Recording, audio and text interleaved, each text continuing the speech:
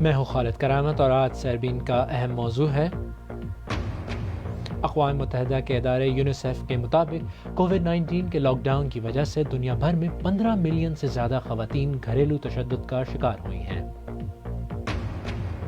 India کی متعدد ریاستوں کے کسانوں کا حکومتی اقدامات کے خلاف احتجاج، کسانوں کی ریلی دارالحکومت دلی پہنچ گئی، پولیس کی کارروائی۔ اور دنیائے فٹ بال کے عظیم کھلاڑی میراڈونا کے انتقال پر 3 روزہ سوگ جاری ہے۔ ہم ان کی زندگی اور کھیل پر نظر ڈالیں گے۔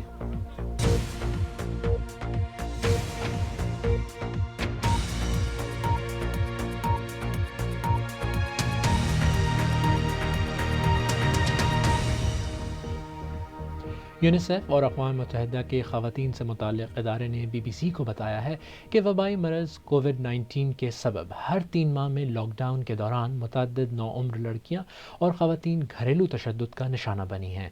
ایک اندازے کے مطابق عالمی سطح پر 15 ملین سے زیادہ خواتین گھریلو تشدد کا شکار ہیں۔ معاشی دباؤ، بچوں کی نگہداشت کے فرائض اور تعلیم تک رسائی نہ ہونے کا مطلب یہ ہے کہ لڑکیاں گھر میں غیر متناسب طور پر تشدد کا نشانہ بنتی ہیں۔ پیش ہے B B C 100 women series کے تحت جینڈر اینڈ ایکوالٹی کی ہماری نامہ نگار میگا موہن کی رپورٹ، نصرت جہاں کی زبانی۔ میرا نام اینی ہے اور میں 19 سال کی ہوں۔ میرا ایک چھوٹا بیٹا ہے۔ میں اپنے والدین، بھائی اور بہنوں کے ساتھ رہتی ہوں۔ ہم جنوبی افریقہ کی ایک بستی میں کمرے کے گھر میں رہتے ہیں۔ میرے والد چھوٹی موٹی ملازمتیں کرتے تھے، لیکن کووڈ-19 کے بعد سے ان کے پاس کوئی کام نہیں رہا، اس لیے انہوں نے قرض لینا شروع کر دیا اور قرض میں ڈوبتے گئے۔ لاک ڈاؤن کی وجہ سے پورے خاندان کو ہر روز اس ایک کمرے کے گھر میں رہنا پڑ رہا ہے۔ وبائی بیماری کے پہلے چند مہینوں میں میرے والد شراب پی کر مجھے، میری ماں اور بہن کو مارتے تھے۔ ہم نے اینی کا نام تبدیل کر دیا ہے اور ان کی کہانی بیان کرنے کے لیے اداکار کی آواز استعمال کی گئی ہے۔ یونیسیف اور اقوام متحدہ کی خواتین سے متعلق ادارے کے مطابق اینی دنیا بھر کی تقریباً مزید 1.50 کروڑ خواتین میں سے ایک ہے جنہیں لاک ڈاؤن کے دوران گھریلو زیادتی کا سامنا کرنا پڑا۔ ان کا کہنا ہے کہ کورونا کے دوران کچھ ممالک میں گھریلو تشدد کے واقعات میں 40% اضافہ ہوا ہے۔ ہمیں خدشہ ہے کہ ہم کمسن لڑکیوں اور خواتین کی ایک نسل کھو دیں گے اور صنفی مساوات میں جو پیش رفت ہوئی تھی اس میں 1 دہائی پیچھے چلے جائیں گے۔ لڑکیاں واپس اسکول نہیں جا رہی اور ہم جانتے ہیں کہ نوجوان خواتین ملازمت سے ہاتھ دھو بیٹھی ہیں، کام کے ماحول میں واپس نہیں جا رہی اور نگہداشت کی بنیادی ذمہ داری بھی انہی پر ہے۔ میرے خیال میں یہ واقعی خطرناک ہے۔ لیکن یہ صرف غربت کی شکار خواتین ہی نہیں ہیں جو گھریلو تشدد کا شکار ہیں۔ سینڈی بشپ اقوام متحدہ کی خواتین کی سفیر برائے خیرسگالی اور تھائی لینڈ کی سپر ماڈل ہیں۔ تشدد کی متعدد شکلیں ہوتی ہیں۔ جذباتی تشدد آپ کو بھی معلوم ہے، نظر انداز کرنا۔ اگر پیچھے مڑ کر دیکھا جائے تو ہاں، متعدد بار ایسا ہوا ہے جہاں میں نے اس طرح کا تشدد دیکھا ہے اور اس کا تجربہ بھی ہوا ہے۔ فیشن شوز کرنے سے پہلے ہی مجھے اپنی دوست کی ٹانگوں پر لگے زخموں کو چھپانے کے لیے فاؤنڈیشن لگانا پڑتا تھا۔ ہم صرف لڑکیوں سے بات کر رہے ہیں۔ ہم ان سے کہتے ہیں محفوظ رہو، ہم ان سے کہتے ہیں اپنے آپ کو ڈھانپ کر رکھو، سنسان مقامات پر نہ جاؤ، لیکن ہم اپنے لڑکوں سے بات نہیں کر رہے، یہ نہیں بتا رہے کہ رضامندی اور احترام بھی کوئی چیز ہوتی ہے۔ اینی نے اپنے علاقے میں ایک مقامی خیراتی ادارے کے پوسٹر واٹس ایپ پر نمبر دیکھنے کے بعد ان سے رابطہ کیا اور اب اینی کو ادارے سے مدد مل رہی ہے۔ ادارہ ان کے والد کی مدد بھی کر رہا ہے۔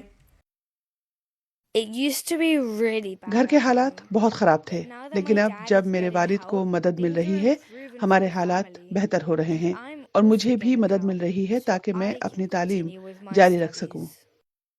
اینی کا کہنا ہے کہ وہ فائر فائٹر بننے کی خواہش مند ہے اور اپنے بیٹے کو ایک شائستہ انسان بننے کی تعلیم دے رہی ہے جو خواتین کے ساتھ اچھا سلوک کرے۔ اسکاٹ لینڈ کی حکومت کی جانب سے کووڈ-19 کی وبا سے نمٹنے کی حکمت عملی برطانیہ کے باقی حصوں سے مختلف رہی ہے اور اس سے بظاہر یہ سوالات دوبارہ جنم لے رہے ہیں کہ کیا اسکاٹ لینڈ کو ایک آزاد ملک ہونا چاہیے۔ 6 سال پہلے اسکاٹ لینڈ کی آزادی کے بارے میں ریفرینڈم میں ملک کی عوام نے اس خیال کو مسترد کر دیا تھا، لیکن اب حالیہ سروے مسلسل یہ ظاہر کر رہے ہیں کہ وہاں زیادہ تر لوگوں کی رائے بدل چکی ہے۔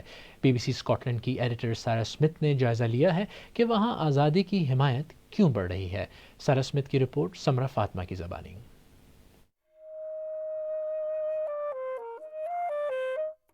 وبا کے زمانے میں پریکٹس کرنے کا مطلب ہے کھلی فضا میں نئی جگہیں تلاش کرنا۔ جان ایک فری لانس میوزیشین ہے۔ وہ وہ 17 برس کی عمر سے سیاست کے بارے میں بہت پرجوش ہیں۔ انہوں نے اپنا پہلا ووٹ 2014 کے ریفرینڈم میں ڈالا تھا۔ اس وقت وہ برطانیہ میں شامل رہنے کے حق میں تھے، لیکن آج ان کی سوچ مختلف ہے۔ آپ نے کچھ سال قبل نہیں کے حق میں ووٹ ڈالا تھا، اب آپ نے اپنا ذہن کیوں بدلا؟ کئی وجوہات ہیں، جیسے بریگزٹ، میری یورپی یونین کی شہریت کا چھن جانا، کورونا وائرس کی وبا سے نمٹنے کا طریقہ کار۔ میکڈاک نامی یہ تاریخی قلعہ اس وقت سے یہاں موجود ہے جب اسکاٹ لینڈ ایک آزاد ملک تھا، اور اب یہ اسکاٹ لینڈ کے مستقبل کا منتظر ہے۔ یہ سہیلیاں پورے سال یہاں تیراکی کرتی ہیں، جو ان کے غیر متزلزل عزم کا اظہار ہے۔ لیکن اب اسکاٹ لینڈ کی آزادی کے معاملے پر یہ دونوں تذبذب کا شکار ہیں۔ 6 سال پہلے میں نے برطانیہ میں رہنے کے حق میں ووٹ ڈالا تھا، اب میرا ووٹ کیا ہوگا؟ اگر اب ریفرینڈم ہوتا ہے تو مجھے فیصلہ کرنے میں مشکل ہوگی۔ میں کوئی بھی فیصلہ کر سکتی ہوں، لیکن بریگزٹ، مجھے بریگزٹ پسند نہیں ہے۔ اس بحث میں بریگزٹ کی بہت اہمیت ہے، لیکن آپ کورونا وائرس کو بھی نظر انداز نہیں کر سکتے۔ اسی وجہ سے شیلا ہاں کے بجائے نہیں کے حق میں ہو گئیں۔ وہ کووڈ کے معاشی اثرات کے بارے میں فکر مند ہیں، حالانکہ وہ سمجھتی ہیں کہ اسکاٹش حکومت کا رد عمل اچھا ہے۔ میں بہت متاثر ہوں کہ وہ اس طرح کی آفات اور بڑے حادثات سے نمٹ سکتے ہیں۔ اس وجہ سے آپ یہ سوچنے کی طرف مائل ہو گئیں کہ اگر ہم آزاد ہوتے تو بہتر ہوتا۔ ضروری نہیں ہے، میں یہ سوچتی ہوں کہ کووڈ اتنا بڑا مسئلہ ہے کہ ہم سب کو ساتھ ہونا چاہیے۔ آپ پریشان ہیں کیونکہ اسکاٹ لینڈ آزاد ہونا برداشت نہیں کر سکے گا۔ ہمیں دوبارہ جائزہ لینے کی ضرورت ہے۔ اسکاٹ لینڈ کو آزادی کے سوال پر ووٹ ڈالے ابھی صرف 6 سال ہوئے ہیں، لیکن بہت کچھ بدل چکا ہے۔ لوگوں کی رائے ابھی واضح نہیں ہے اور سیاسی صورتحال کوئی بھی رخ اختیار کر سکتی ہے۔ BBC Urdu service corona virus کی عالمی وبا سے متعلق تازہ ترین خبریں اور معلومات آپ تک پہنچانے کے لیے کوشاں ہیں۔ یہ خبریں اور معلومات ہم اپنے صفحات اور سوشل میڈیا پلیٹ فارمز کے ذریعے اپنے سامعین اور ناظرین تک پہنچا رہے ہیں۔ اس میں نیا اضافہ موبائل فون بلیٹنز ہیں، جنہیں کسی بھی جگہ اور کسی بھی وقت سننے کے لیے اپنے موبائل فون سے 447474 ملائیے۔ اس کال کی قیمت 3 روپے فی منٹ ہے۔ ارجنٹینا کے فٹ بال سٹار ڈیگو میراڈونا کا کل 60 برس کی عمر میں انتقال ہو گیا، جس کے بعد سے ارجنٹینا میں 3 روزہ سوگ منایا جا رہا ہے۔ ان کا شمار گزشتہ 50 برسوں میں دنیا کے مقبول ترین فٹ بال کے کھلاڑیوں میں ہوتا ہے۔ اطلاعات کے مطابق ان کی موت کا سبب دل کا دورہ تھا۔ میراڈونا نے 1986 میں اپنے غیر معمولی گول سے ارجنٹینا کے ورلڈ کپ جیتنے میں اہم کردار ادا کیا تھا، جس میں ان کا انگلینڈ کے خلاف متنازع ہینڈ آف گاڈ گول بھی شامل تھا۔ وہ اپنے کیریئر کے دوران منشیات کے استعمال اور باقی عمر خرابی صحت کا شکار رہے۔ ان کی زندگی پر ایک نظر ڈالی ہے سلیم قاضی نے۔ فٹ بال کی دنیا کے عظیم کھلاڑی ڈیگو میراڈونا کے انتقال کے بعد ارجنٹینا میں 3 روزہ سوگ منایا جا رہا ہے۔ ان کی میت کو صدارتی محل میں رکھا گیا ہے، جہاں لوگ قطار اندر قطار اپنے قومی ہیرو کا آخری دیدار کر رہے ہیں۔ ان کے مداحوں میں سے کچھ ہچکیوں سے روتے نظر آئے، کچھ دور سے تابوت کو بوسہ دے رہے ہیں اور کچھ زیر لب دعا کرتے گزر رہے ہیں۔ قومی پرچم میں لپٹے ہوئے ان کے تابوت پر ان کی 10 نمبر کی مشہور زمانہ شرٹ رکھی ہوئی ہے۔ میراڈونا کے انتقال کا سوگ صرف ارجنٹینا تک محدود نہیں، بلکہ دنیا بھر میں ان کے مداح اور دوسرے کھلاڑی اپنے دکھ کا اظہار کر رہے ہیں۔ آخر میراڈونا میں ایسا کیا تھا کہ جس نے انہیں عالمی سطح پر اتنی شہرت سے نوازا؟ فٹ بال کے چند خداداد صلاحیتوں کے مالک کھلاڑیوں میں سے ایک ڈیگو میراڈونا، جن میں جرت، شوخی، تیز رفتاری اور دور اندیشی کا ایک ایسا نادر امتزاج تھا جس نے مداحوں کو حیران کر دیا۔ 60 برس قبل ارجنٹینا کے دارالحکومت بیونس آئرس کی ایک کچی بستی میں پیدا ہونے والے ڈیگو ارمانڈو میراڈونا غربت سے نکل کر جوانی میں فٹ بال کے سپر سٹار بنے۔ وہ عام ایتھلیٹس کی طرح لمبے چوڑے نہیں تھے، بلکہ صرف 5 فٹ 5 انچ کے قد کے مالک تھے، لیکن ان کی رفتار میں کمی اور اکثر اوقات زیادہ وزن پر ان کی کھیل پر مہارت، دور اندیشی، فٹ بال پر کنٹرول اور پاس دینے کی صلاحیت جیسی خوبیاں حاوی ہو جاتی تھیں۔ ارجنٹینا کے اس کھلاڑی کو، جس نے 491 میچوں میں 259 گول کیے تھے، FIFA player of the 20th century کے خطاب سے نوازا گیا تھا۔ اپنے کریئر کے دوسرے دور میں میراڈونا نشے کے عادی ہو گئے تھے اور 1991 میں منشیات کے استعمال کا ٹیسٹ مثبت آنے کے بعد ان پر 15 ماہ کی پابندی عائد کر دی گئی تھی، اور پھر 3 برس بعد منشیات کے استعمال کے باعث تیسری مرتبہ ڈوپ ٹیسٹ مثبت آنے کے بعد انہوں نے اپنی 37ویں سالگرہ پر ریٹائرمنٹ کا اعلان کر دیا۔ ان سب کے باوجود میراڈونا کو 2008 میں ارجنٹینا کی قومی ٹیم کا مینیجر بنا دیا گیا۔ ان کی سرپرستی میں ٹیم ورلڈ کپ 2010 کے کوارٹر فائنل تک ہی پہنچ سکی۔ رسوا، متاثر کن، ولولہ انگیز، عظیم شوخ ڈیاگو میراڈونا، وہ شخص جو کسی لحاظ سے بھی معمولی نہ تھا۔ سلیم قاضی، BBC نیوز۔ ہمارے فیس بک پیج پر آئیں، وہاں آپ کو ویڈیو رپورٹس، تجزیے اور اہم خبریں سب ملیں گی۔ پاکستان اور دنیا بھر سے تازہ ترین خبروں کے لیے ہمیں ٹویٹر اور انسٹاگرام پر فالو کریں۔ ہمارا ہینڈل ہے @BBC اردو۔ BBC اردو کے پروگرام سیربین میں آگے چل کر دیکھیے گا کہ انڈیا میں شیروں کی نسل کو معدوم ہونے سے کیسے بچایا جا رہا ہے۔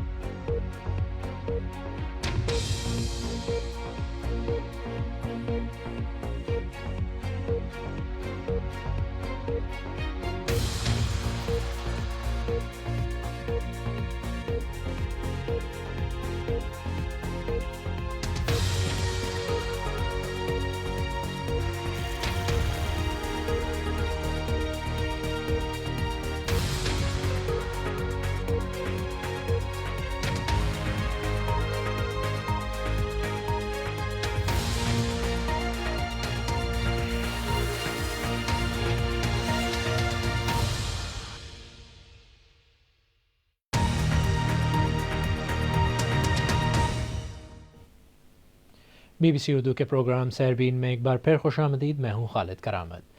انڈیا کے دارالحکومت دلی کی جانب ہزاروں کسان پنجاب سے مارچ کر رہے ہیں. ہریانہ پولیس نے مظاہرین کو منتشر کرنے کے لیے واٹر کینن اور لاٹھی چارج کا استعمال کیا ہے. پنجاب کو ہریانہ اور دلی سے ملانے والی سڑکیں اور ریل کے راستوں میں خلل واقع ہوا ہے اور مرکزی حکومت نے ستمبر میں کسانوں سے متعلق 3 قوانین نافذ کیے جن سے کسان خاص طور پر شمالی ریاست پنجاب اور ہریانہ کے کاشتکار متفق نہیں ہیں اور اسی لیے احتجاج کے لیے دارالحکومت دلی کی طرف مارچ کر رہے ہیں. دلی سے نامہ نگار نیاز فاروقی کی رپورٹ.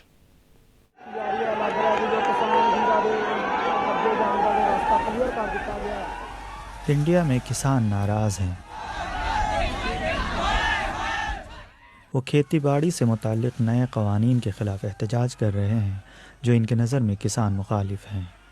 ان قوانین میں سب سے متنازع ہے کھیتی منڈیوں کو سرکاری ضابطے سے باہر لانا, جسے کئی جماعتیں نجکاری کی ایک کوشش کی طرح دیکھتی ہیں. جو مودی کالے قانون ہے آرڈیننس پاس کیتے ہیں اس کو رد کروانے کے لیے ہم لوگ دلی پہنچ رہے ہیں جی. جتنا بھی ٹائم لگے گا, جتنا ٹائم قانون رد نہیں ہوتے اتنا ٹائم ہم سنگھرش جاری رکھیں گے. یہ کسان خاص طور پر شمالی ریاست پنجاب اور ہریانہ سے ہیں. حکومت کا ماننا ہے کہ یہ احتجاج کچھ سیاسی جماعتوں کے ذریعے کسانوں کو گمراہ کرنے کی کوشش ہے. کچھ لوگ اس میں گمراہ کرنے کی کوشش کر رہے ہیں. کچھ لوگوں کو لگتا ہے کہ اب ان کے پاس تو کوئی مدعے رہ نہیں گئے ہیں, کیسے جو ہے وہ کسانوں کے کندھے پر بندوق رکھ کر کے اپنی راجنیتک دکانیں اور راجنیتک روٹیاں سیکو. وہ اب نہیں چلے گا. کسانوں کے ہت میں ہے. 100% کرشک بل بھی کسانوں کے ہت میں ہے. یہ سرکار بھی کسانوں کے ہت میں ہے.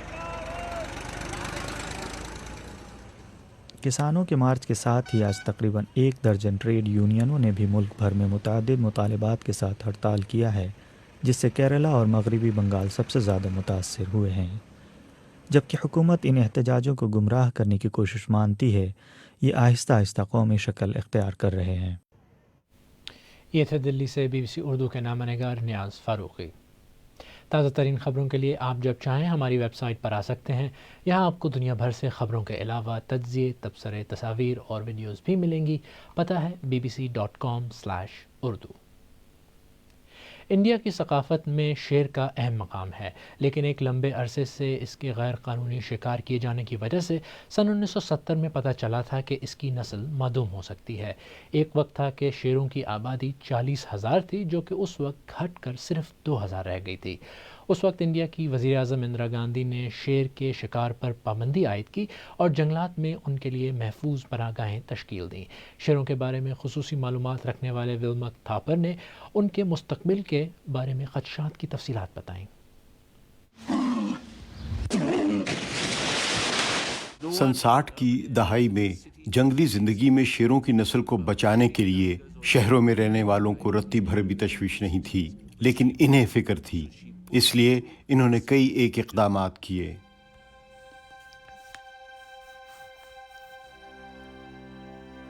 انیس سو 73 میں اس وقت کی انڈیا کی وزیر اعظم اندرا گاندھی نے شیروں کی نسل بچانے کے لیے ٹائیگر پروجیکٹ کا آغاز کیا. سن 1857 سے لے کر 1947 تک برطانوی راج میں برطانوی حکمران اور یہاں کے راجے اور نواب شیروں کا شکار شوق سے کرتے تھے. سن 1930 میں 40,000 تھے, لیکن اس کے بعد ان کا قدرتی ماحول تباہ ہو گیا اور ان کا شکار کیا گیا یا انعام جیتنے کے شوق میں انہیں غیر قانونی طور پر پکڑا گیا. پھر سن 1973 میں جنگلی زندگی کا قانون بنا اور پھر جب اس کا آغاز ہوا تو پروجیکٹ ٹائیگر نے جنم لیا. انڈین سرکار نے شیر کے شکار اور اس کی کھال کی تجارت پر پابندی عائد کر دی اور ورلڈ وائلڈ لائف فنڈ کے تعاون سے راجستھان میں اس رنتھمبور جیسی 15 پناہ گاہیں بنائیں. اس پناہ گاہ کے نگراں انڈیا میں شیروں کے ایک بڑے ماہر فتح سنگھ تھے. جوانی میں یہ مہاراجاؤں کے شکار کے منتظم ہوتے تھے, پھر وہ اس پناہ گاہ کے وارڈن بن گئے اور اس جانور کی حفاظت کی. یہ اسٹیٹسٹن ٹوپی پہنتے تھے, ان کی بڑی بڑی مونچھیں تھیں, یہ ایک لحاظ سے ٹائیگر گرو بن گئے. ان دنوں میں وہ کہتے تھے کہ ایک دن رنتھمبور دنیا کے نقشے پر نمایاں ہوگا. 1000 انسانوں اور ان کے ڈنگروں کو یہاں سے کسی اور جگہ منتقل کیا گیا اور یہ خطہ پھر سے قدرتی زندگی کی طرف لوٹ آیا. یہ کوئی آسان کام نہیں تھا, بہت مشکل تھا. مجھے یاد ہے ایک بار ہم گاؤں کے لوگوں کو منتقل کر رہے تھے, اچانک انہوں نے جانے سے انکار کر دیا. उस वक्त फतेह सिंह चीखने चिल्लाने लगा। बिलाखिर वो सुबह 2 बजे जाने पर राजी हो गए। इसकी वजह फतेह सिंह की खुश इखलाकी थी। सन 1990 तक इंडिया में शेरों की तादाद 4000 थी।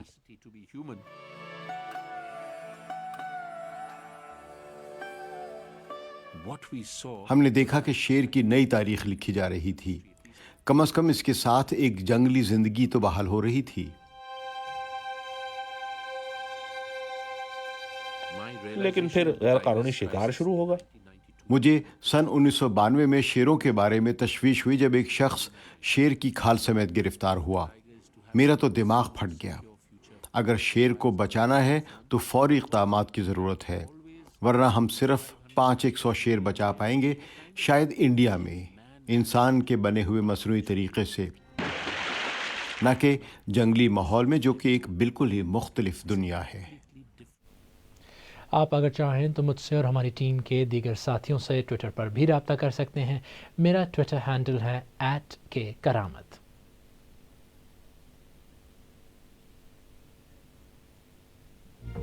आज सैरबीन में बस इतना ही। आप चाहें तो हमसे हमारे फेसबुक और ट्विटर पेजेस पर भी रब्ता कर सकते हैं, अपनी राय दे सकते हैं। कल फिर हाजिर होंगे, तब तक ताज़ा तरीन खबरों के लिए हमारी वेबसाइट bbc.com/urdu देखते रहिए। खालिद करामत को अब हमारे लंदन स्टूडियो से इजाज़त दीजिए।